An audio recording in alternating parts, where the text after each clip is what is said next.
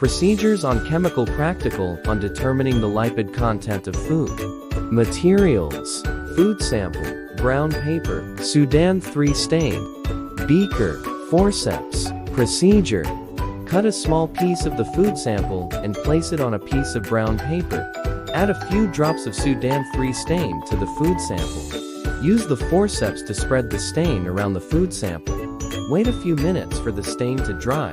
Results: if the stain turns orange, then the food sample contains lipids. If the stain remains yellow, then the food sample does not contain lipids. Example: food sample, Sudan III stain. Result: French fries, orange, contains lipids.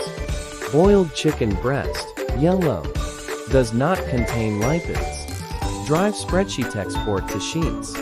Safety precautions: wear gloves when handling the Sudan III stain, as it can irritate the skin. Be careful not to spill the Sudan III stain on your clothes, as it can stain them. Tips: if you are testing a food sample that is high in moisture, such as a fruit or vegetable, you may need to dry the sample before adding the Sudan III stain.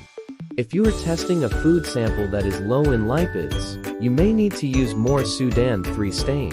Applications: determining the lipid content of food is important for people who are trying to lose weight or manage their cholesterol levels.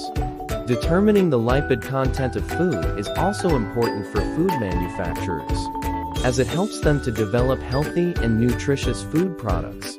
Extension activities: compare the lipid content of different types of food.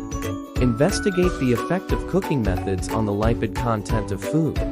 Design and carry out your own experiment to investigate a factor that you think might affect the lipid content of food. Teacher's notes: Sudan III stain is a fat-soluble dye, which means that it dissolves in fats and oils. When Sudan III stain comes into contact with a lipid, it forms a complex with the lipid. This complex is orange in color, which is why the stain turns orange when it is added to a food sample that contains lipids. Sudan III stain is a relatively safe chemical, but it is important to wear gloves when handling it, as it can irritate the skin. If you spill Sudan III stain on your clothes, you can wash it out with soap and water.